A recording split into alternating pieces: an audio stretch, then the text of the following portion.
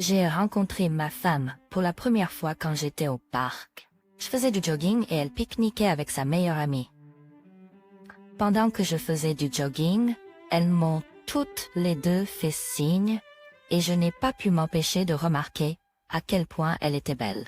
Ça faisait 2 ans que j'avais même pas essayé de sortir avec quelqu'un. Je les ai abordées et le reste appartient à l'histoire. Elle était douce et bien élevée. J'étais seulement sa 3e relation à l'âge de 26 ans. Avant que je m'en rende compte, nous étions ensemble depuis 3 ans et je lui ai fait ma demande en mariage. Nos 13 ans de mariage ont été incroyables, parfaits en tout point. Nous avons rencontré tellement d'amis en chemin et avons créé de nombreux souvenirs qui ont encore un impact sur moi aujourd'hui. À plusieurs reprises, un de nos amis nous a demandé comment nous faisions pour que notre mariage soit si génial. J'aimerais savoir ce qui l'a maintenu en vie et pourquoi cela a dû prendre fin. De mon point de vue, tout allait bien entre nous, à part 1 ou 2 choses étranges. L'une d'entre elles était que ma femme était souvent invitée à des virées shopping avec une amie en particulier qu'elle appelait Hélène. Je ne l'ai jamais rencontrée. Ma femme n'avait que $40 à dépenser chaque semaine, mais elle ne s'en plaignait jamais. Puis ma femme a une toute nouvelle voiture. Elle a dit qu'elle l'avait héritée de son père, mais qu'elle n'avait pas pu la récupérer tout de suite. Je n'ai jamais vu de preuve de qu'elle était tellement heureuse et apparemment innocente que je n'ai senti le besoin d'en savoir plus. Je lui faisais confiance, mais ça a vite changé. J'étais très amie avec tous mes collègues de travail. Ils me montraient des choses qu'ils trouvaient sur Internet et qui les faisaient rire. J'avais un smartphone, mais j'avais pas de compte sur tous les réseaux sociaux, comme eux. Un jour, mon ami est venu me montrer quelques vidéos TikTok. Après en avoir regardé une, il a fait défiler, et j'ai vu une femme très attirante. Après 2 secondes, son visage est apparu et j'ai réalisé que c'était ma femme. Dans notre maison, elle portait à peine des vêtements, et elle dansait. J'étais choquée. J'ai demandé à mon ami comment il avait le compte TikTok de ma femme, mais il a dit qu'elle était juste très populaire et avait beaucoup de followers. Il m'a montré, et j'ai vu qu'elle avait 237 000 followers. Je ne savais même pas que ma femme avait un compte TikTok. Je l'imaginais en train de faire du yoga et en train de sourire pour moi. Et là, elle se montrait. Je ne pouvais pas m'empêcher de me demander ce qu'elle faisait d'autre. Je suis rentrée chez moi au courant après ça. Mon esprit était rempli de questions sur Hélène, les virées shopping, la voiture et tout le temps qu'elle avait pour faire ce qu'elle voulait. Pas étonnant qu'elle ne voulait pas travailler. Elle était trop occupée à flirter et, je peux même dire, à tromper d'autres hommes. Quand je l'ai confrontée à ce sujet, elle a commencé à s'excuser encore et encore, incapable de donner une raison pour ce que je venais de voir. J'étais sans voix, mais je suis sûre que mon visage lui a demandé ce que je voulais savoir. Elle a essayé de s'approcher de moi et de pleurer, mais je n'étais pas d'humeur à la réconforter. Je me suis enfermée dans la salle de bain, et avec elle, contre la porte, dans le désespoir, j'ai crié pour lui demander ce que je venais de voir. Elle a dit qu'elle avait commencé à le faire en pensant que cela ne nous ferait pas de mal et qu'elle pourrait s'amuser. Même si d'autres hommes la regardaient, elle a juré qu'elle ne tromperait jamais pour de vrai. J'étais dégoûtée et j'ai senti que cela entrait définitivement dans la catégorie de l'infidélité. Je lui ai demandé si des hommes lui donnaient de l'argent et elle a hésité avant d'admettre qu'il le faisait. Je lui ai demandé qui était Hélène et elle pleurait en silence. Elle a poussé quelques petits cris avant d'expliquer qui était cette personne pour elle. Hélène était un faux nom pour son sugar daddy. Elle ne l'appelait pas comme ça, mais c'est ainsi qu'elle le décrivait. Elle était payée pour être sa partenaire émotionnelle et aller en rendez-vous ou faire du shopping. C'était pas la femme que je connaissais. J'ai ouvert la porte de la salle de bain et je lui ai demandé si elle avait déjà couché avec AP. Elle m'a regardé droit dans les yeux et a dit non. Mais sa bouche bougeait de la même manière qu'elle le faisait quand elle mentait. Je lui ai demandé son téléphone et elle a refusé. Alors je l'ai mise à la porte. Elle ne savait pas comment arranger les choses, et il n'y avait aucun moyen qu'elle puisse le faire.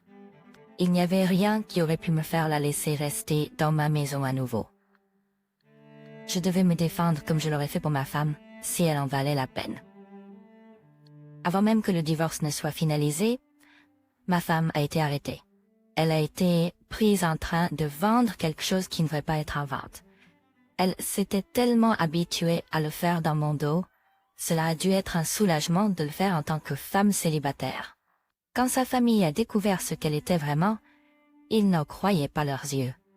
Pendant un moment, ils ont voulu me blâmer pour son comportement, mais il est devenu clair que je n'étais pas celui qui l'avait poussée à partir.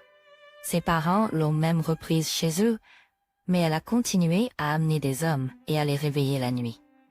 Il ne va tolérer qu'elle plutôt fouille et aller bien vivre seule. Elle m'a dit qu'elle se sentait terriblement malheureuse d'avoir détruit notre relation et toutes les autres relations qu'elle avait. Je lui ai dit que je ne lui pardonnerai jamais d'avoir ruiné que je considérais comme parfaite. J'ai encore du mal à croire qu'elle ait complètement changé comme ça. T'as besoin de rédemption et je lui souhaite bonne chance, mais je ne retiens pas mon souffle. Depuis, j'ai recommencé à sortir avec des femmes en maintenant mon indépendance et en refusant de baisser mes standards moraux. C'est dur de savoir que j'ai aimé cette femme pendant si longtemps et qu'elle a quand même pris la décision de me cacher quelque chose. Ce qui me fait tenir, c'est l'espoir de trouver une femme qui me dise ce qu'elle pense. Si elle a besoin de plus d'amis ou d'attention, si les activités dans la chambre ont besoin de changer, peu importe ce que c'est. Je sais que c'est le seul moyen d'éviter qu'une chose comme ça se reproduise et je serai un conjoint attentif qui communique verbalement avec mon partenaire. Si elle ne peut pas me parler honnêtement de ce qu'elle ressent, il n'y a aucun moyen que j'ai la chance de l'améliorer. Juste parce qu'elle se sent comme ça ne signifie pas que je mérite de perdre ma femme. Et ça ne signifie pas qu'elle mérite un autre amant. Au pays, la communication, le compromis et la compassion ont le pouvoir de restaurer et de maintenir n'importe quel partenaire. D'ailleurs, le problème, c'est que les gens ne sont pas parfaits et ils ne veulent pas toujours communiquer ce qu'ils n'aiment pas dans la relation. Tout ce qu'ils savent, c'est qu'ils ne veulent pas gérer un changement de vie drastique ou supporter les tracas d'une rupture. Trouver un moyen de tromper est facile dans le monde d'aujourd'hui, mais c'est toujours pas juste. Cam, elle a rapidement laissé sa mauvaise habitude prendre le dessus et diriger sa vie dès qu'elle est partie. Si elle était vraiment repentante, je ne pense pas qu'elle aurait agi ainsi, ce qui prouve que tu as fait la bonne chose. Chaque fois qu'un conjoint trompe son partenaire, la meilleure option est de recommencer à zéro. La première et la plus difficile étape est de nettoyer les restes de ce qui était. Faire un plan ou trouver comment avancer sans celui que tu aimais est difficile, mais pas impossible et c'est la seule façon de progresser dans la vie. Quoi qu'il en soit, entrons maintenant dans notre deuxième histoire pour aujourd'hui. J'ai travaillé sur un bateau de pêche au Cap pendant 30 ans. Pendant 7 de ces années, j'étais mariée à ma femme. Notre relation était plutôt bonne, mais chaque fois que je devais partir en voyage de pêche, elle détestait ça. Je pouvais être absent jusqu'à 5 mois, mais cela n'arrivait pas trop souvent. Tiens, il y avait aussi un facteur de risque, donc elle s'inquiétait pour moi. La réception cellulaire n'était pas très bonne en mer, donc nous avons investi dans des talkies-walkies qui pouvaient communiquer jusqu'à 1000 milles de distance. J'étais généralement occupée à faire quelque chose, donc nous ne parlions pas toute la journée, mais au moins une fois par jour. Ma femme est soudainement passée de redouter mon départ et essayer de me faire prendre ma retraite à m'encourager à partir. Elle a dit qu'elle avait trouvé 2 nouveaux passe-temps, le jardinage et l'élevage de poulets. Pourtant, j'ai secrètement demandé à mon frère de la surveiller car je croyais qu'elle me trompait. Il est plus qu'heureux de me mettre au courant. Je lui ai donné un talkie-walkie aussi et lui ai dit un canal différent de celui sur lequel je parlais à ma femme. Un mois après mon départ, il m'a dit qu'il savait avec certitude qu'elle me trompait. Je me suis effondrée. Je pensais pas que ça ferait aussi mal quand j'ai découvert la vérité. Attends, J'ai essayé de lui poser des questions pour savoir qui il était. J'ai demandé à quoi il ressemblait, où il habitait, où il travaillait, tout ce qu'il pouvait découvrir. Il a même demandé pourquoi je voulais savoir. J'ai dit que c'était pour me venger et être sûr. Il a dit qu'il n'était pas sûr que ce soit une bonne idée pour moi de chercher ce gars. Il m'a suggéré de simplement laisser tomber et de divorcer de ma femme. Je lui ai demandé pourquoi il pensait que c'était la meilleure chose à faire, et il a dit que découvrir la vérité pourrait me faire plus de mal que simplement accepter ce qui s'est passé. C'était beaucoup plus difficile de travailler après cette conversation. Je ne savais pas que c'était un faux nom, mais je savais que ce n'était pas quelqu'un que je connaissais. Je trouvais injuste qu'il ne veuille pas m'aider à en savoir autant que possible sur ce gars. J'ai continué à appeler mon frère au cours des prochains jours, encore plus que ma femme. Je ne voulais pas qu'elle sache que je savais jusqu'à ce que je rentre chez moi pour la confronter et rompre officiellement. Je n'avais pas besoin qu'elle couvre ses traces, me faisant douter de la vérité, alors j'ai décidé de l'appeler. Même s'il était après minuit, il a quand même répondu à mon appel. Avant que notre conversation puisse progresser, j'ai entendu la voix de ma femme en arrière-plan pendant qu'il me parlait. Ma mâchoire est tombée quand j'ai reconnu sa voix. Mon frère était avec elle à ce moment-là et me parlait ouvertement devant elle. J'ai demandé pourquoi il était avec elle et il a mis trop de temps à répondre. Elle a essayé de me contacter à la radio pour faire semblant qu'elle n'était pas avec mon frère à ce moment-là. Je lui ai dit que si elle ne me trompait pas avec lui, alors avec qui était-elle en train de tromper? Je savais déjà qu'elle voyait quelqu'un d'autre. Elle a finalement avoué qu'elle me trompait avec mon frère, et je l'ai entendu se faire gronder par lui pour me l'avoir dit. Elle a continué à avouer qu'il voulait être avec elle et qu'il avait prévu de me mentir pour que je ne le déteste pas, mais que je divorce quand même d'elle. J'ai changé de canal pour parler à mon frère. Il a prétendu qu'elle mentait et qu'il y avait vraiment un autre homme. Il était seulement avec elle maintenant parce qu'il avait confronté alors que je partais. Je lui ai dit que je ne voulais jamais qu'elle sache que je savais, pour qu'elle soit prise au dépourvu quand je la quitterais. Il s'est excusé de lui avoir dit, mais a juré qu'elle mentait quand elle a dit qu'il était son amant. Inutile de dire que c'était une situation difficile.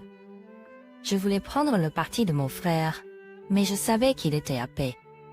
Quand je suis finalement rentrée chez moi, j'ai demandé le divorce et j'ai essayé de trouver des preuves du faux nom qu'il m'avait donné, mais en vain.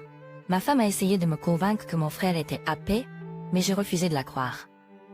Elle ne voulait pas que je divorce d'elle, même si elle me trompait.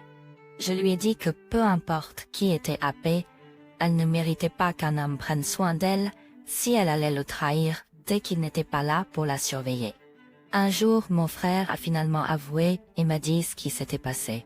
Il a prétendu que c'était elle qui était venue vers lui et qu'il n'avait pas pu résister. À ce moment-là, je lui ai dit de ne plus jamais me parler. J'ai ensuite informé tous les membres de ma famille de ce qui s'était passé et il n'est plus autorisé à être près d'eux. Mon ex était dévasté que mon frère soit soudainement parti et ne savait pas comment gérer sa solitude après le divorce. Elle savait ce qui lui était arrivé parce que je lui avais dit. Il n'a fallu que 3 semaines pour qu'elle commence à coucher avec qui elle voulait, tout en faisant face à la décision de mon frère de ne plus être avec elle. Pour couronner le tout, mon ex est tombée enceinte d'un des hommes avec qui elle avait couché. Il était marié, et quand la vérité a éclaté, cela n'est pas resté secret. Toute la ville et toutes les personnes que ma femme connaissait ont commencé à la critiquer. Elle est passée de moi à mon frère à un autre homme marié. Tout cela en 1 an. Elle méritait cette grossesse inattendue. Je peux seulement imaginer à quel point ça a dû être difficile pour toi de rester fort. Mais tu es sorti de cette situation en tant que modèle pour ceux qui ont vécu une telle douleur.